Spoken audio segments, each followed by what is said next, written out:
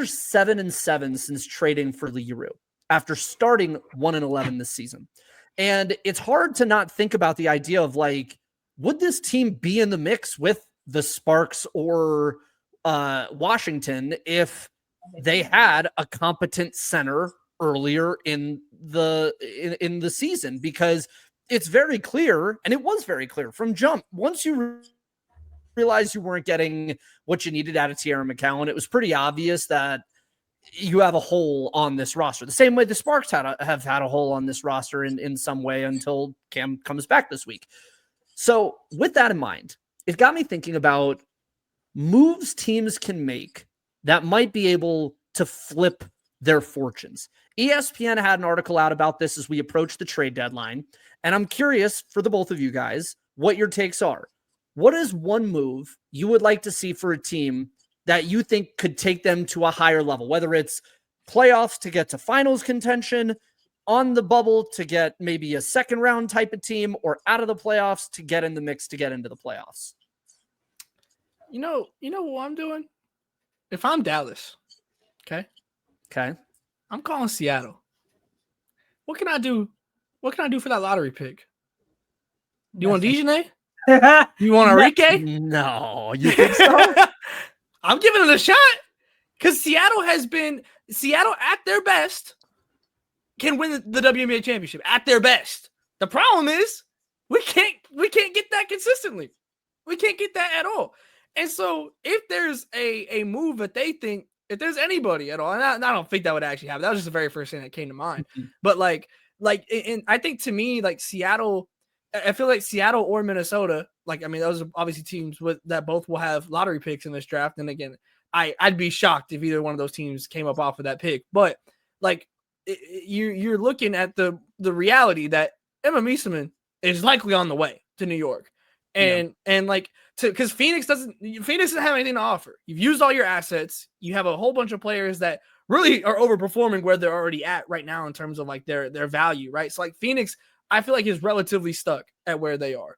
But Seattle and Minnesota, I don't know how desperate they are, right? And like how willing they are to cash in now on this season. But like Dallas is the team that comes to mind to me of like, you have like legitimate players that like don't seem like they fit their, the timeline. Like to me, like the Sparks in general would kind of feel like that type of team too. Like you have like a really good player, but like, are you rolling? This seems like you're rolling with this timeline. So I'm not even like kind of factoring them into that, but that's kind of the equations that I'm looking at where it's like Seattle or Minnesota and then a rebuilding team, like maybe a Tina Charles, like going somewhere like for a pick. It doesn't have to be the lottery pick per se. But like I'm looking at those teams and especially Minnesota, if they can try and make a move. And Seattle, I feel like would be a bit more of a desperation move just because generally speaking, this, if you think that this team can do it, but goodness, the consistency has been rough, but that's what the overall equation that comes to mind is Minnesota or Seattle to a rebuilding team that has a good veteran player of some sort like that. So Seattle's interesting because yes, of course they have like the lottery pick, right? In 2026 draft, but I believe they also have 2 other first rounders. So they could get creative about, this trade deadline and like what, also keeping in mind, of course, that after this season, almost all like experienced players in this league are going to be free agents. So yeah, like, there's no guarantee that like Ezzy Magloire is coming back next year, right? There's no guarantee that a Gabby Williams is coming back next year. So I hear you. I just wouldn't give up that. I wouldn't either. But I thought that about the Sparks too, and they traded it. So like at this point, but you're right. I think Seattle. It's more about the other picks than it is the lottery pick because like I think roughly right now they have the Vegas pick and they have their own pick right now. So like if you're in that 9, 11 around that area, kind of just depending on how everything kind of shakes out. But like if I'm Dallas, right, like just hypothetically speaking, like if you would give me like one of those picks for Dejanay Carrington, I'll do that. Dejanay's barely even playing on this Dallas roster right now. I'm stacking up because even whether it's if you're looking to take those picks and actually use them, obviously we know how deep these next couple of drafts are. Like even like a late first rounder in these drafts is way more valuable than, just throwing out there 5 years ago, whatever, however long ago, like what, and so like you have that, or just the potential of like legitimately trading up and seeing what you can get, because there's going to be some teams that lottery, like a Minnesota, that might have a more like specialized need than, a Dallas, where it's like, we'll just take best player available. And if you think, AZ Fudd is your best player available, but you got to get up to number one to do that, having that ammunition in your back pocket to go and trade up is massive. And if you can if you have players that aren't playing, whether it be like we saw, like Hines Allen was a player that was traded last season, like around this time to Minnesota. I don't think that's going to directly happen again, but like the Dejanay's, Arike, I don't think is going to happen by any means, but like that, there's a lot of vets around the league on these like lower tier teams that, to me, should be cashing in when everything's about to become free agents anyways. Like that it just seems like a cash in that just, it feels so valuable when with how important these next couple classes are. I'm doing everything I can, if I'm one of these lower tier teams, to just stock up and like just be able to just take as many shots in the draft as I humanly can. Here's one. Let's hear it. And this concerns two of your favorites, Greer, a favorite team and a former Husky. Please. If I'm Minnesota, why wouldn't I throw the house at Connecticut to get Olivia Nelson-Ododa? Oh, okay. Because and the reason I say this is because the dream game over the weekend really, I think, showed me that they need an extra height dimension, and Jess Shepard isn't enough. If Brittany Griner, and granted, those two teams might not see each other in the playoffs, but it is a full 8. It's not split by conference. So realistically speaking, if Minnesota is the 1 and Atlanta's the 4, you're going to have to go through a team in the semifinals that you have already lost to in your home gym. And when you went on the road, they took you to overtime and almost beat you there too. And when BG is on, and I wrote about this in 5 Out, when BG is on, you can't do much with 6'8", even on the offensive side of the ball. But what you can do is maybe have another 6'5" defensive-minded center that you can throw at her and maybe do a big lineup with her, Jess Shepard, and Fee at the 3, and your same cast of characters at guards at the 1-2 with Courtney and K-Mac. And you have the pick to give up there. Granted, I feel like Minnesota's probably not going to hand away that pick, because knowing what is ahead in terms of the cap, I feel like you're going to want to have young players on rookie deals. However, if Ono's available this year, she's going to be a free agent along with everybody else next season. Even if there's a cap spike, I don't know if she's done enough to warrant an overpay for her in terms of relative to like where she is. Post, she's been, But she's 24 years old. I think that's a great person on your team to have. And if you're Connecticut, do you really think she's going to stick around? It might behoove you, if you're Connecticut, to continue to offload, even a player as good as her. It might behoove you to offload her and get a couple more high-level rookies that you can pair with Anissa Morrow and you can pair with Sanaya Rivers and just continue the youth movement on cheap cap, especially if if these stories kind of about the Mohegan Tribe ownership is true, where it's like they're either trying to get out of the game completely or they're just trying to figure out how to handle this from an as low an overhead perspective as possible. What that means from a front office standpoint is you have to go and you have to deal. You got to have a little bit more of a more coldly business mindset about this. Like if you know that you could lose a player for free, try and trade them. And that's a piece that I think a lot of people want. 24-year-old, 6'5" defensive stopper in the center of the floor. It happens to be someone Minnesota really needs.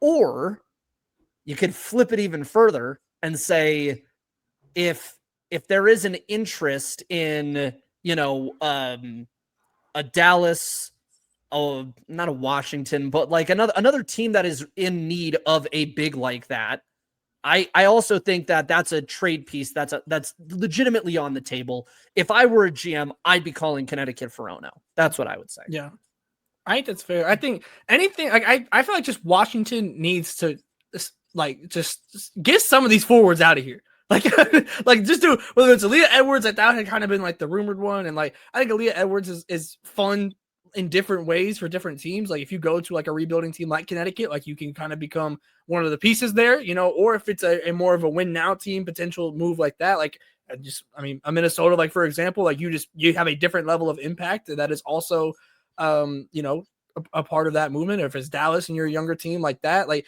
there's just several of those where even like an Emily Enksler, you know, kind of in that similar vein is kind of like the Ono, like just providing just another body to be down low that will work and will go in and grab you as many rebounds as she possibly can. Like to me, I just want to see, I don't know, I'm not in exactly a direct destination. Washington, I just feel like just start getting them out. Like just go and get assets, whether it's young players back. Like I think I'm really interested in Diamond Miller is a name I'd be interested in seeing if that would be a piece that could go out from Minnesota. If they don't have the pick, maybe I want Cheryl to play more. Yes, like exactly. And it continues to not happen.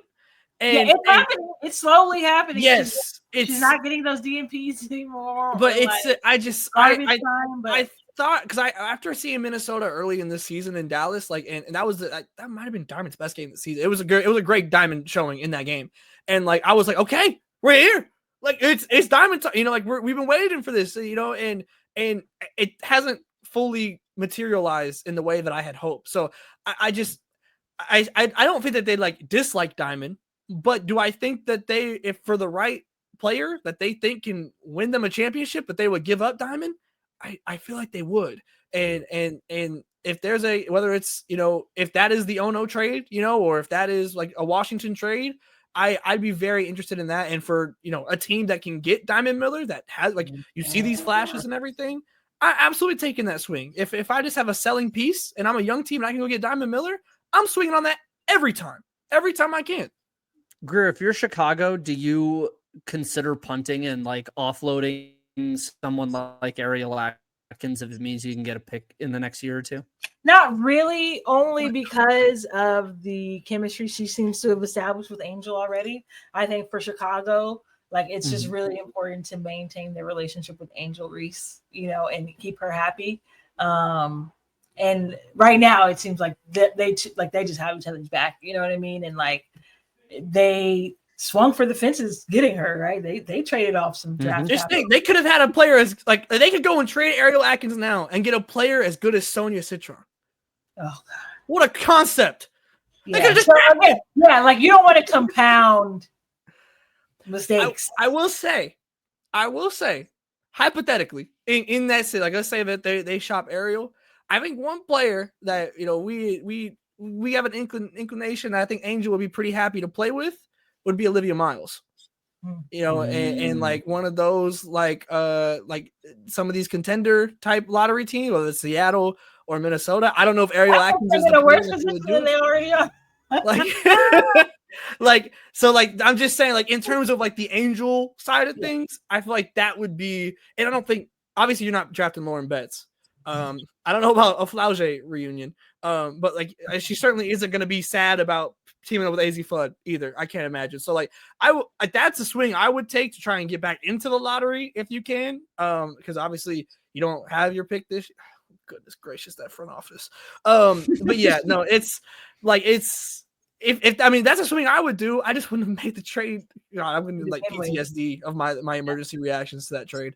But yeah, it's certainly possible. But God, that would be brutal if you swing and miss on that after like you make a bad Ariel Atkins trade after making a bad Ariel Atkins trade. Yeah, you know, it'd be bad. It'd be really unfortunate.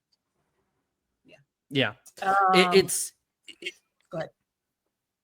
No, I was going to say it's interesting to see the moves that are possible to be made here and just who's locked up on. I mean, the players that are on these teams through 2026 are all locked up through rookie deals. So on some level, I feel like that. I wonder if we end up with a quiet deadline just because of that calculus. Like you know you are going to have to pay something for what is in essence a month and a half long rental. And which teams feel that they are truly one piece away from winning a championship? And Well, honestly, what we haven't talked about is Phoenix, right? Phoenix is another Ono destination that I would love because they need size in the front court. They need it badly. Like, this is a team that was starting Catherine Westbeld for gigantic. I'm already gonna get on you if he listens to this. Mm-hmm. No disrespect, Shari. I love you. But like, that's just the facts, right? She's a rookie, like a 28-year-old rookie, but a rookie, right? And actually, if I'm not mistaken, post All-Star break, she hasn't played a ton either, right? Then they got the rookie point guard, which is like, I get that AT is like truly like the person who makes things go, but like, do you want to be starting a rookie point guard in the WNBA playoffs? I don't care who it is, with the exception of like Paige Beckers or Caitlin Clark. I don't care who it is. Is that like the optimal situation? I don't think so, right? Satu is back now. Ka is back now. And again, like, everything is so precious. Like, things are just, especially this year, hanging in the balance. Like, AT has been knocking on the door of a championship in this league for like the last 6 years. Duana is back in Phoenix now. But again, this is like year 18 or something, like something crazy for Duana.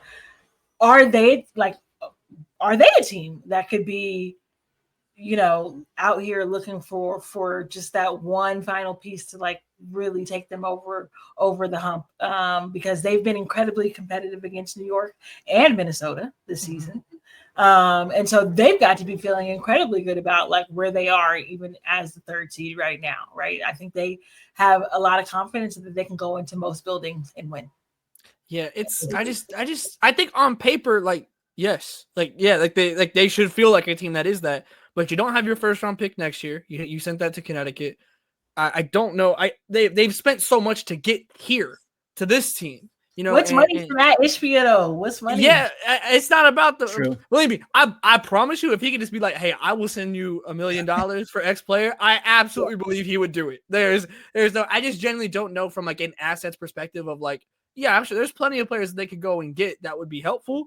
I just don't know what they have left to give that isn't, you know, a part of their core at this point. So on paper, yes, like they absolutely should feel like they're a team that is one piece away, and they are. Like that, like that's the vibe that they have.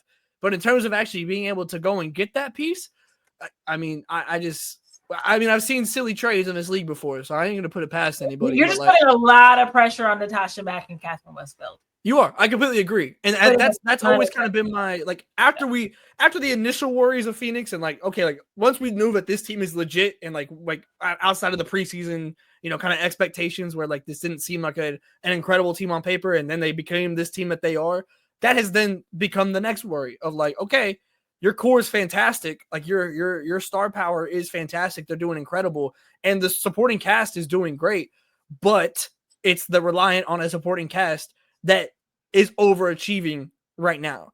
Yeah. Where is the floor on that? And if you hit a floor during the playoffs, it might be your elimination. That might be the entire season right there. So it's different than Seattle in terms of like my nerves for them and like the way that they are. But I think it's kind of similar in the sense of like Seattle, we just don't know what Seattle team we're getting any given night. For Phoenix, we don't know what type of playoff team that they're going to be.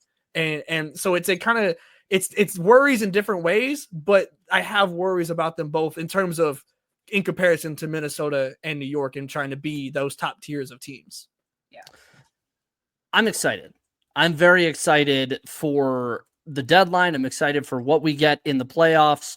And I'm really interested just kind of in where we are in terms of after team 3 down, right? I feel like the 3 contenders I have in my head are New York, Minnesota, and Atlanta.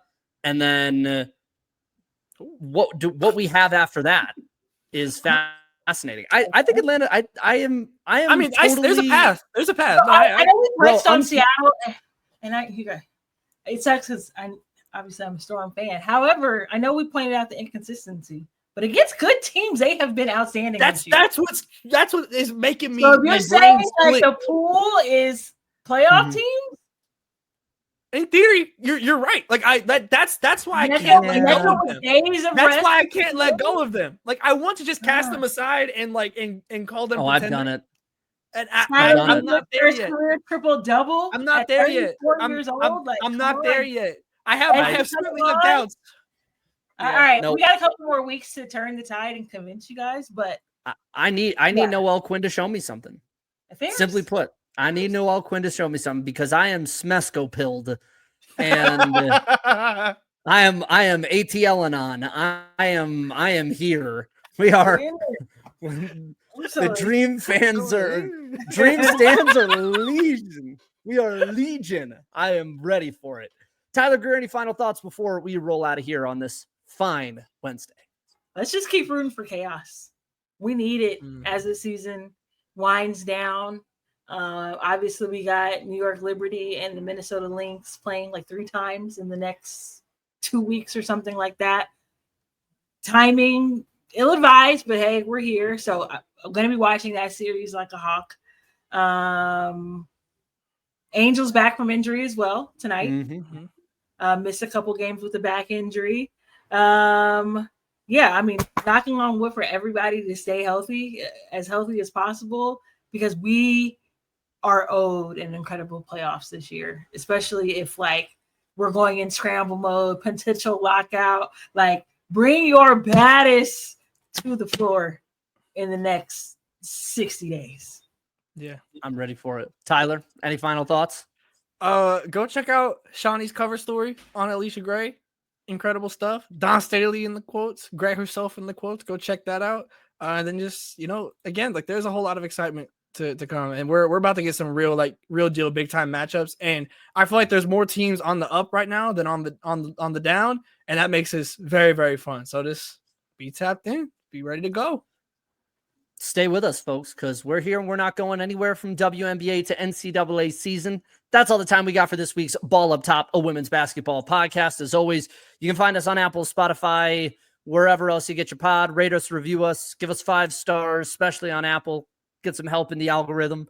You can find us on social media, TikTok, Instagram, wherever else, Twitter, Blue Sky, wherever you get it, we got it. And consider subscribing to us on Substack as well. But until next time, we'll see you all very, very soon.